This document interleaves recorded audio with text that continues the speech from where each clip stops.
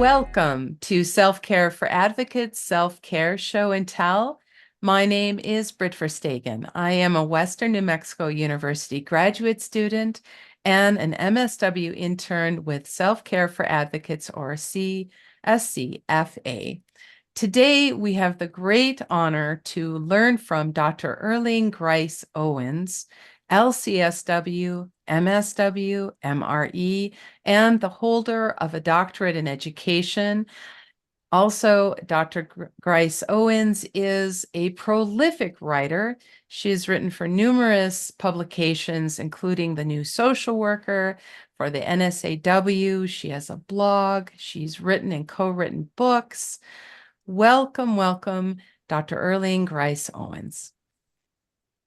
Thank you, Britt. I'm always excited and delighted to talk about self-care. So thank you for having me. And thank you. I'm so grateful for you to be there, because I know that your work is meaningful and you offer a product that should be compensated for. And I really appreciate that you're doing this out of the goodness of your heart, but also please use this as an opportunity to promote your work. One of the important messages I'd like to share with the audience that Dr. Grise-Owens has shared with me is that your work is worth it. It is a commodity that should be met with compensation, that is part of self-care. And could you expound on that thought, please, Doctor? Well, I say self-care is a lifestyle, and part of a lifestyle is knowing our worth in all areas of our life, including our professional life.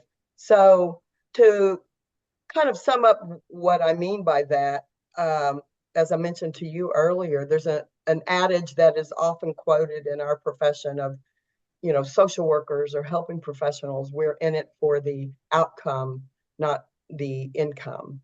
And as a part of self-care, we have to shift that thinking and say we are in it for the income and the outcome. I think one of the most important words in the English language and in self-care is the word and. And so we can be in this profession for the outcome, and we must be in it for the just income and the treatment that we deserve as human beings and as professionals who bring really important work to the world. I love that you talk about that these two things can coexist, that Yes. you can do great work in the service of others, anti-oppressive, anti-racist, wonderful work, and you can be fairly compensated. These two things can coexist. That's such a hopeful message. In your view, why has it persisted for so long, this idea that social workers in particular should work and not care about being fairly compensated? Well, I think there are a lot of roots, a lot of threads that combine to make that such an tenacious and pernicious part of our profession. One is patriarchy, one is racism and all the isms, and the expectation, for instance, as a female-dominated profession, that what we do is not that valued. And it's a relatively new profession in a lot of ways. And as any female-dominated profession is undercompensated, undervalued, marginalized. And then you add into that the fact that we are working with historically marginalized groups to a large extent. And we don't apply our own messages to our work, to ourselves. Would you So, say that again, please? Because I want everyone to hear that. right, we don't apply. It's so ironic and sad to me. And it takes intentionality. It takes great intentionality, both individually and collectively, to correct that. Yes. That for I talk a lot about the myths that permeate our thinking about our profession in general, and then self-care in particular. And one of them is that I talk about a lot is the expectation that we will selfless, she's so selfless, or oh wow, we have heroes here, which is code for we don't pay you, we don't treat you like human beings. We are not heroes. We don't have capes.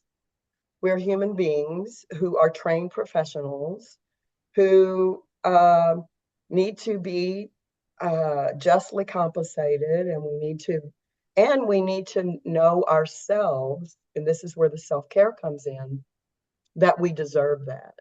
Yes. And how do we start with that? Your oneself is the purview in which we have the most power. Mm. We tend to wait for the systems to change. And systems like patriarchy and racism and all of these, ableism, all of these have been around for centuries. So they're not going to change on Monday when I have to go back to Right. the setting where I work, where the purview where I have the most power, and it's all about power, is with myself. Right. How will I navigate that? And one of the ways that we as social workers don't apply what we know to ourselves and to our work is systems thinking. Mm. And with systems thinking, a change in one part of the system affects the rest of the system, right? Right. So, and the best place to intervene in a system is where you have the most leverage or the most potential for change. Mm. And so I'm working in a system that has toxicity. And honestly, I've been in the profession almost 3, 4 decades. And most of the systems I've worked in, I can tell you, had a high level of toxicity. Yes. There are no, and that's, I don't say that as a giving up. I say that as an acknowledgement of we are in these systems, and they change by virtue of each of us changing, and then that affecting the broader Right. system. Collectively. But collectively, Yeah. the collective care is essential. Or organizational wellness, organizational change is essential. And I wrote a blog about this. I've written Mm. 2 or 3 blogs about the power of and, again, that it's both organizational change, collective care, and self-care. This Yes. focuses on that aspect of it, of self-care, in that the collective, if you think about it, is made up of a bunch of me's. Mm-hmm. The we is a bunch of me's.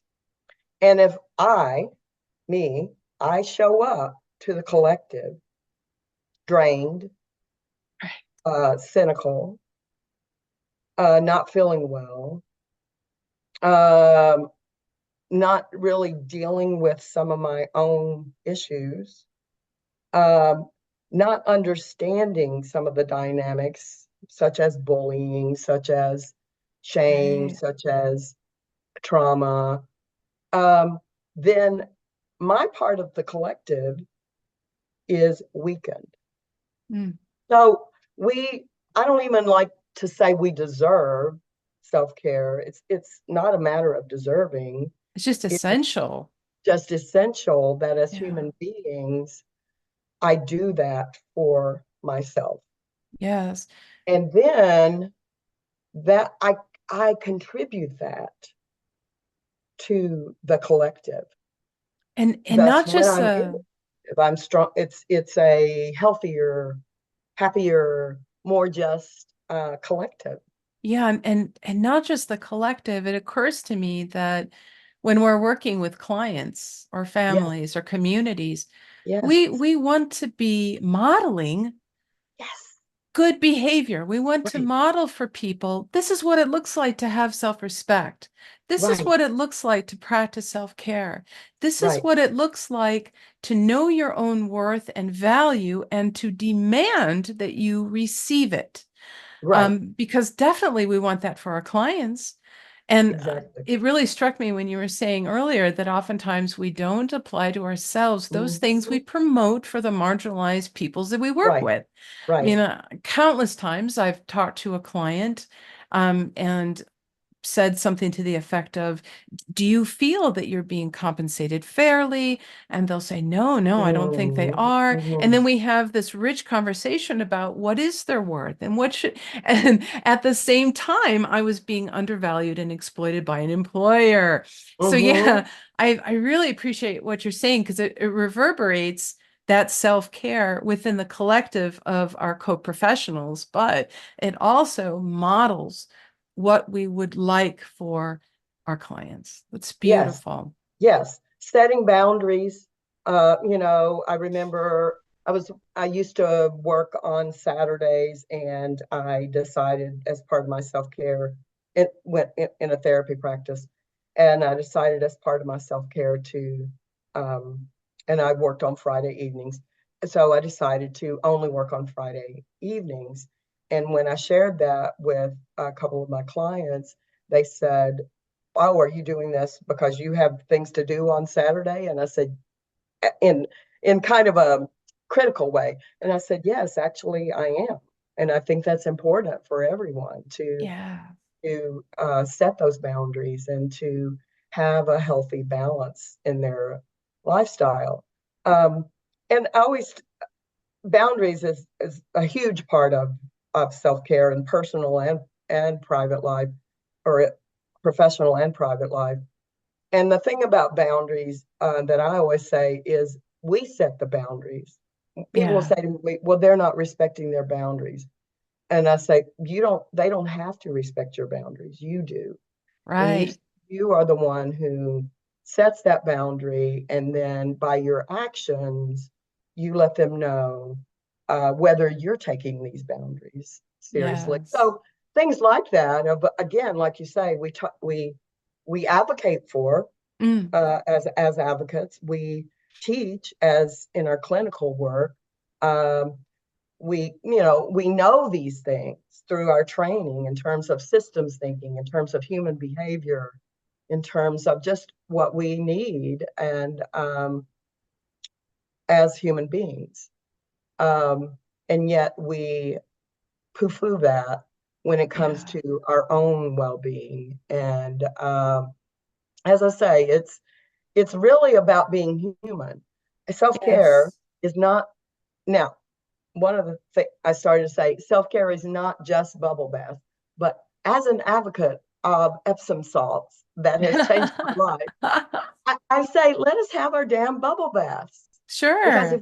if I can't allow myself to have a bubble bath or do an Epsom salt soak, do you think I'm going to be likely to believe in my meeting with my supervisor that I deserve that raise? Exactly. So it's important, I think, to understand that there are many, because it is a lifestyle and because it therefore has effects and is intertwined with every aspect of our life. There are many forms of self-care, and one of them being the self-soothing self-care, which is usually where people stop because that's how you sell things.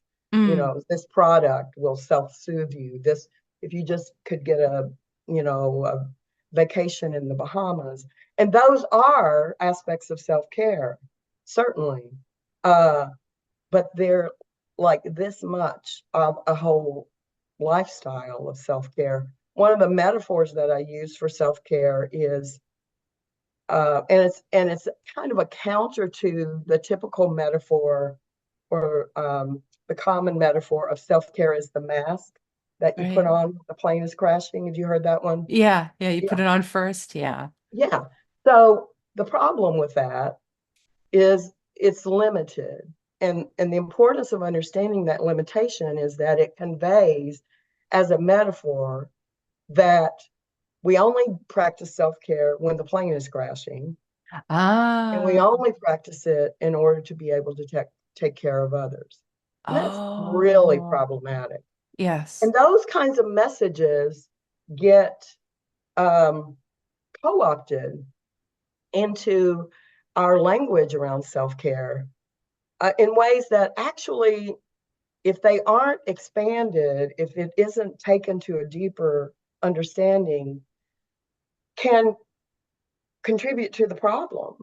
Sure. I wrote a Medium piece with my colleague Jay Miller about how we need to talk about self-care after hearing a well-known professional who wrote a book. And it was on a podcast. They described self-care as the bomb shelter you build. I was so disgusted, Oh, honestly, man. Yeah. because I was like, oh golly. I said a different expletive. This this is where we are with this.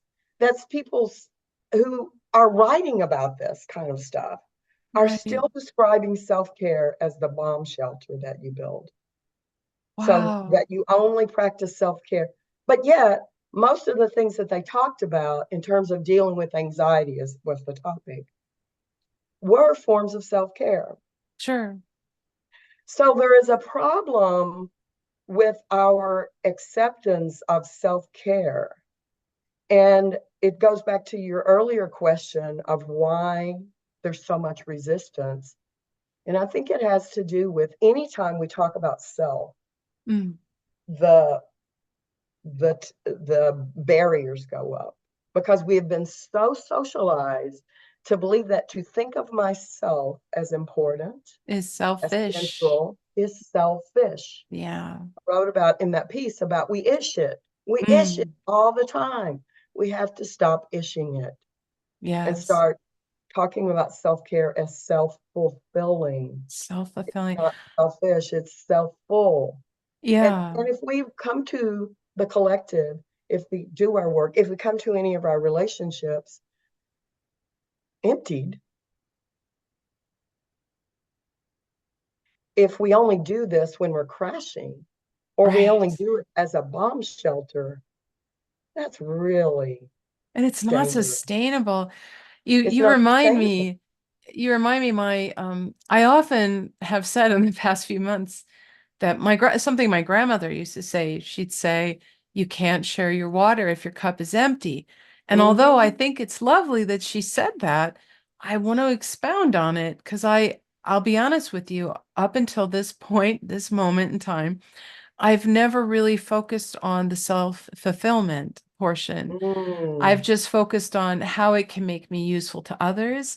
So I really Mm-hmm. appreciate you doing that. And I suspect I'm not the only one. Yeah. Um, but just to take what my grandmother said, you can't share your water if your cup is empty, Mm-hmm. and you Mm-hmm. cannot have the rich, fulfilling life that is your right if your cup is empty. Right. Yeah, thank you so much for that. I appreciate Mm-hmm. that. Yeah.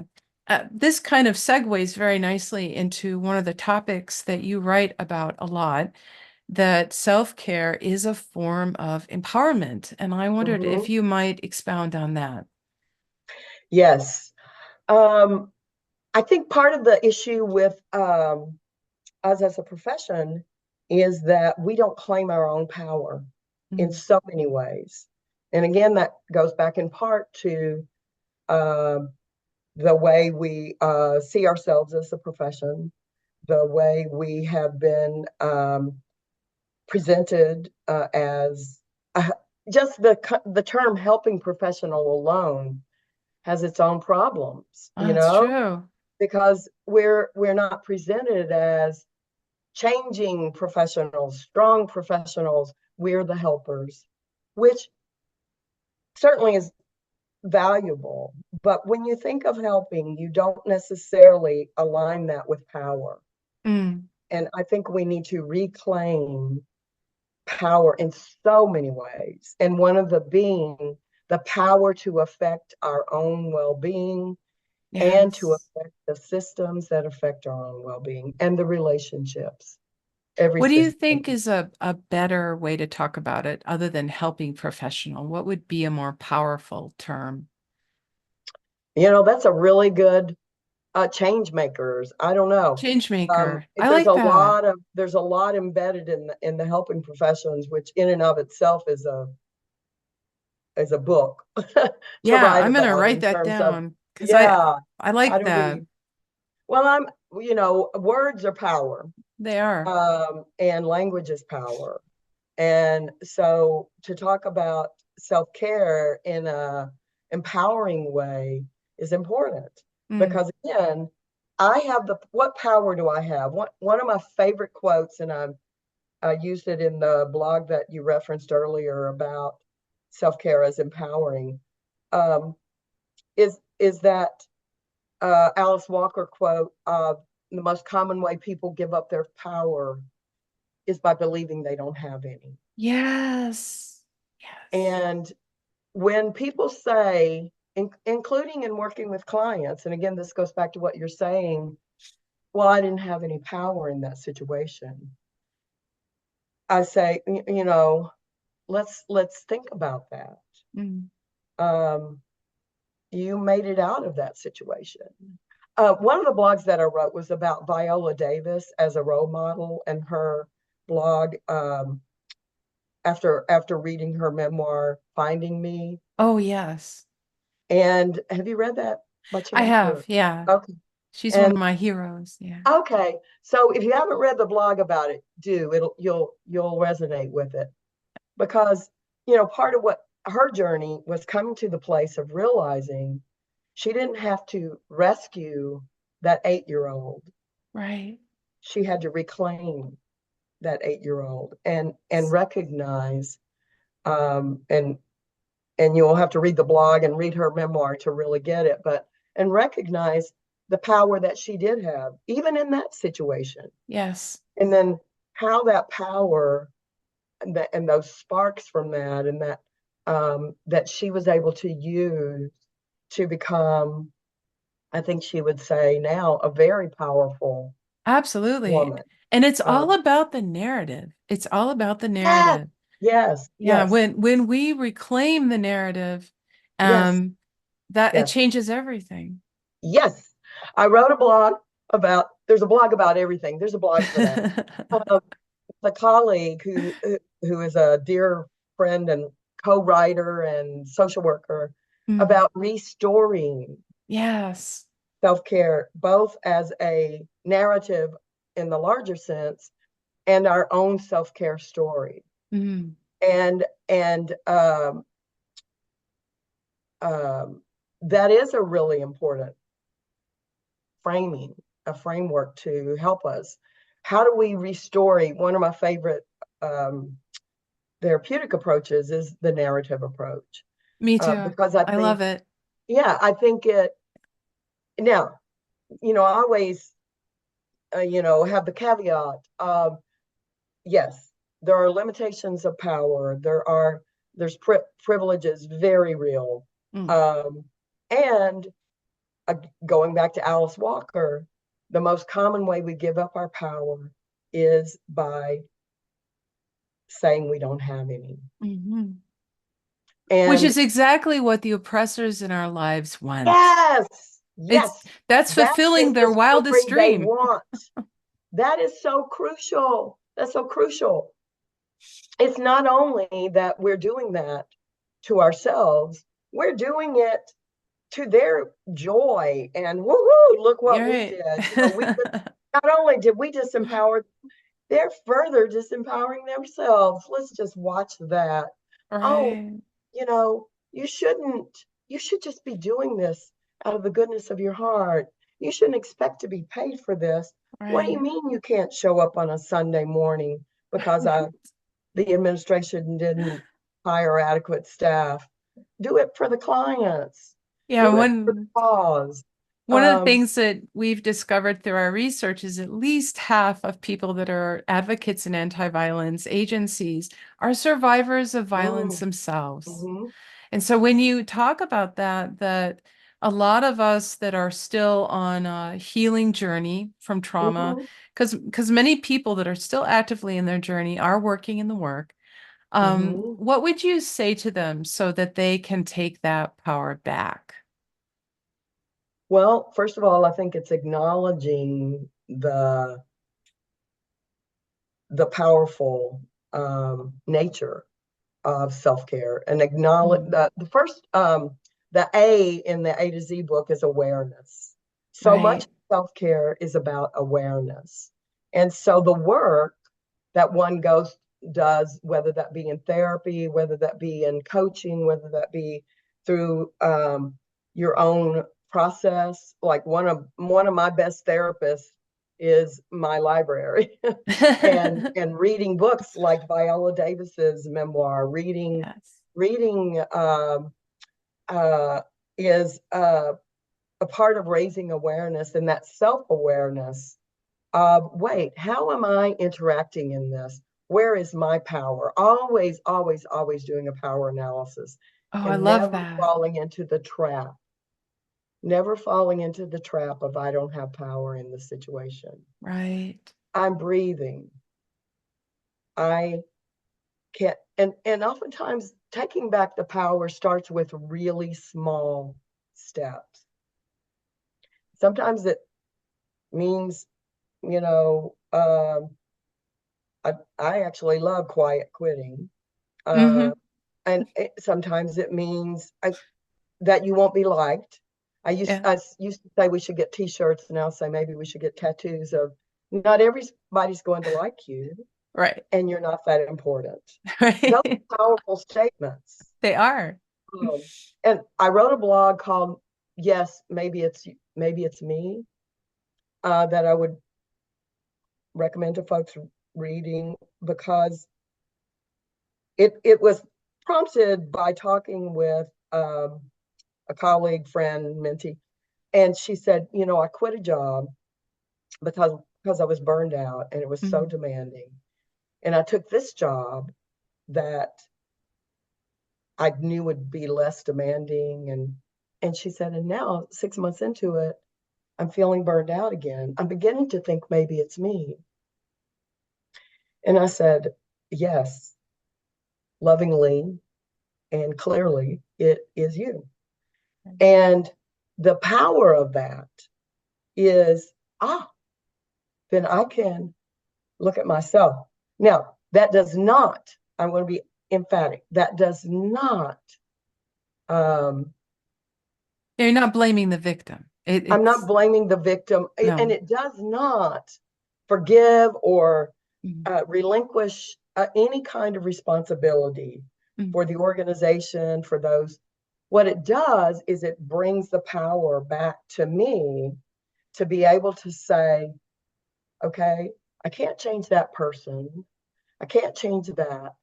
What can Right. I change? Yeah, I can that's change. right. Sometimes it can be as simple as, one time I was in a toxic environment. And one thing I changed was I started taking the stairs instead of taking the elevator, which meant that the first thing in the morning, I saw this toxic, toxic person. And so I added steps to my day, Right. and I didn't start my day with that toxicity. Right. So I went to my office. I was able to start my day in a different way. Um, and it takes great intentionality. That's the thing. It is always a Yes. Yes. power is always a struggle. Mm. I've been doing this. I'm really good at it. I've gotten a lot better, and it is a struggle every day. It is a struggle. And Do I want I to do yoga later? Not really. Will I likely do it? Yes, because I know that it's those small changes over time also that really add up. And it is about relationships. I don't want to say it's all about, I have to do all this myself. Right. It is about relationships, but I also wrote a blog about energy vampires and energy, I forget the term I use, but They those exist. who, pardon? They exist. Yeah, those people who bring energy to you. Oh, the energy vampires are everywhere. So, but there are a lot fewer of them in my life now, I can tell you.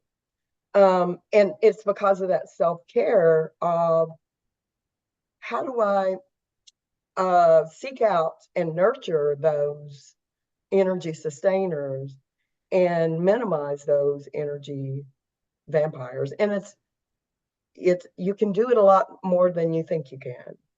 Yeah. It takes and again, it's not a quick fix. It's not a, oh, okay, I did my self-care plan today. Woohoo, I'm done. It's an ongoing It's a continual. practice. Yeah, it's a Yeah. practice. It's a lifestyle. I say it has to be individualized. Mm. So my self-care wouldn't work for you and vice versa. It has to be integrated. It has to make sense in your lifestyle. It has to be in every aspect of your lifestyle. It has to be individualized, integrated, and intentional. It doesn't Yes. happen. That's the other thing is I'm really a big advocate of social work programs having self-care as a professional practice integrated into the curriculum. We have to change Yes. the culture. And that starts with the socialization in the very beginning. We don't Right. put people out there like we used to. And when I first started in, and then hope that they survive. We have Right. to be very intentional and serious about having self-care as part of the curriculum, which means having graded assignments. I don't mean grading your self-care, but Yes. grading growth in learning how to practice self-care as a professional competency. And part of that journey, I really appreciate that you focus on within our little sphere of influence, which is mostly Mm-hmm. ourselves, that Mm-hmm. we do take accountability. Because Yes. the thought occurs to me that we perpetuate what we condone. And Yes. so my either the verbal or nonverbal message, if I permit myself to be exhausted, exploited, Yes. is Yes. this is okay. And so Yeah. I have to be the one to say, no, this is a clear boundary for me. And it may mean losing your job.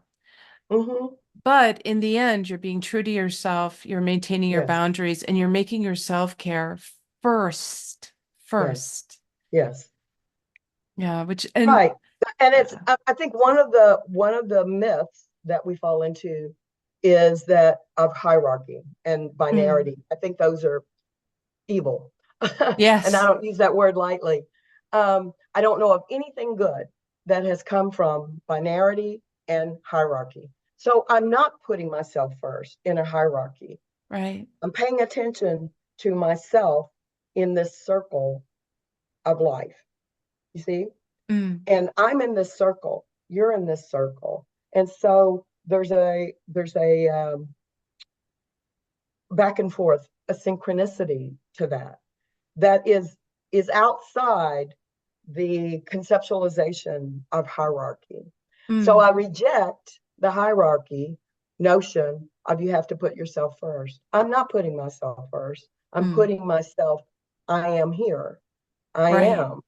And I have a responsibility and a right and a joy to Yes. care for this human person that then intersects and it all an Right. expansive way. We're all in this. And so if I neglect my care of myself, then I'm neglecting you just by Oh, virtue right. Because it's of all relational. it's all So, relational. And if right. we're truly talking about collective care, then the collective must expansively acknowledge that I am most powerful and most effective and most responsible for Right. myself in that collective. So how would you rephrase that? Because we hear this commonly in self-care circles that I put myself first. So what you're suggesting is that we exist relationally in Yeah. community. And Mm-hmm. so instead of saying I put myself first, it's I am my self-care is a priority, just as your Yes. self-care is a priority, because Yes. collectively, when we all practice self-care, the whole is greater than the individual parts. And that's systems thinking again, which we're experts in. Yeah, you're right. The irony is we need to just laugh at it, but because humor is definitely part of self care. Yeah, And so I would just simply say I practice self care, and right, the linearity of it or the hierarchy of it is irrelevant right. because by practicing self care, if we're having a conversation about it, then I could go ahead and talk about how the collective and the relationality of it. But really, just to simply say I practice self care is Mm, as a lifestyle, right. and that includes relationships. Mm, That includes connection to others, the planet, yeah. politics, And it's something purpose. that we want for everyone. Right, right. Yeah, And, because and by part of my self-care is connecting with folks like you. And me then we too. and then we by virtue of that, we restoring what's going on. Um, you know, People say, how do you stay in the fight? And I say, because I'm very involved in politics. I'm very involved in social justice. It's very core to me. And part of it is I say I don't fight in the sense of I'm not going to expend a lot of energy on a fight. I'm going to be over here creating the world that we want to have. Those, Right. not to be cruel, but those people can die off, or that way of thinking can die off Mm, if we don't give it. And that's not to say that we don't have to be an upstander and ally and be um, in these arenas. right. It simply means that I think some of the language we use around our work is also not good for our self-care. You're right. If Because I'm always fighting with someone, I'm very angry, yeah, and I sure. blog about that, about anger and rage as a part of one's self-care. Um, But you're right, because it kind of perpetuates those systems if we phrase it that we're acting in opposition to them.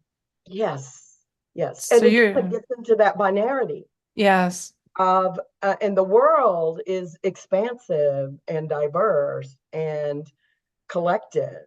And the more we can nurture that, including starting with ourselves, how do I nurture myself? How do I tend to myself? How do I care for myself? And then yeah, that just naturally, it truly naturally expands into care of others and the planet and yes. it is through our own um, care that happens. And we're creating a new reality, not in opposition to the systems we wish to defeat, Right, but a right, new reality right, that's completely independent of it and is right. based on relational Yeah, interbeing. Yeah, yeah. that's If we're expending all of our energy on that, then you know, ener- that's energy that's not being uh, expended, if you will, or sent out, emitted uh, for the care of ourselves and others. And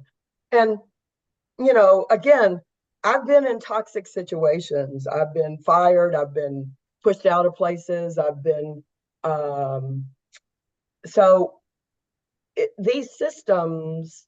There's a lot of toxicity and there's a lot of yeah, just toxicity. So I Mm. don't want to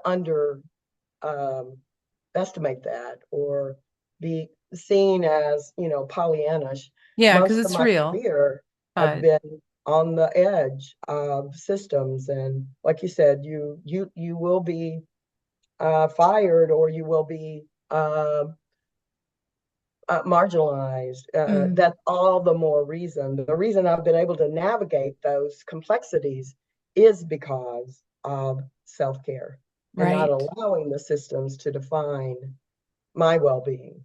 So right, it's like you may not give me the salary that I deserve, or you may not do this, but you will not take the power of my joy, of my meaning, of my sense of self, of my just having fun, um, and being there for people who I want to be there for, um, instead of and really practicing that fulfillment. How do I fill myself?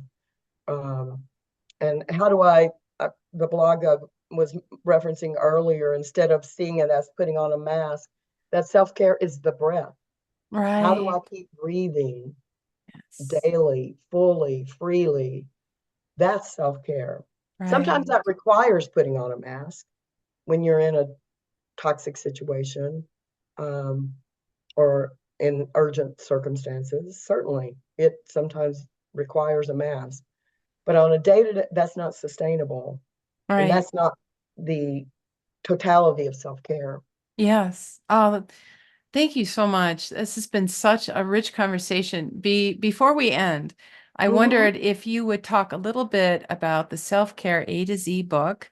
mm-hmm. Highly, highly recommended. I really would like our listeners to know more about it. There it is. Yes.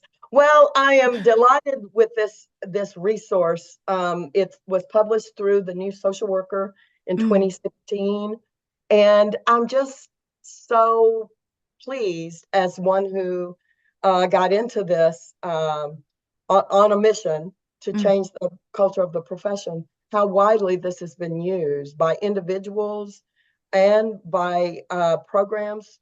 A lot of faculty use it in their courses because mhm. it's a ready-made resource. It has A to Z, and A is awareness, Z is sleep, and like N is nature, P is professional development, Nice. R is relationships. So each segment is its own little bite of learning how to do self-care, one bite at a time, if you will. And then it has reflection questions. So it's set up to be very accessible for individual use, and Yes. or for trainings or classes. Um, and then from this book, I generated in 2016 a self-care blog that pretty much has any that we've been doing through the New Social Worker as a forum for discourse around self-care. I have guest columnists, so if anyone is All interested in right. writing a guest columnist, including you, Britt, Okay. let me know, because I think Yeah. it's important that we hear from one another in Yes. what I call successes, struggles, and strategies around self-care.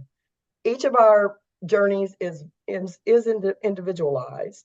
My journey is different from yours, is different from the next person's, and we can learn so much from one another in our successes, struggles, and strategies.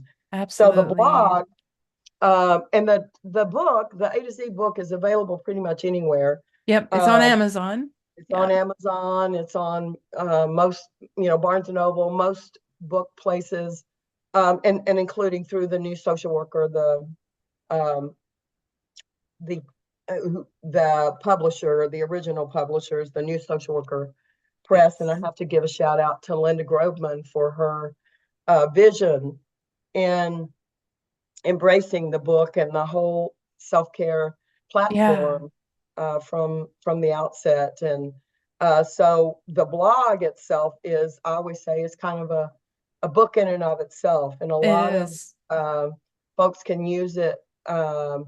It has every topic you can imagine. If there is a topic that you peruse it and you don't see that topic, please let me know. Okay. Because it's probably on my list of topics to write about, or you may be the person who needs to write that topic. And all the links for our listeners will be down in the description. Yes, and I really, really appreciate you taking the time to share with us. I'm definitely going to be going through this a couple of times, and it's really expanded my view of self-care and understanding how we coexist in community relationally with not just clients, but with coworkers, that we are building a new world and it starts with us. And I really appreciate you taking the time. Thank you so much, Dr. Erlene Grise-Owens. And I hope to talk to you again someday. Thank you. Oh, yes. Let's keep the conversation going, Britt. I'm happy to connect with you. All right. Thank you Thank very you. much for doing this.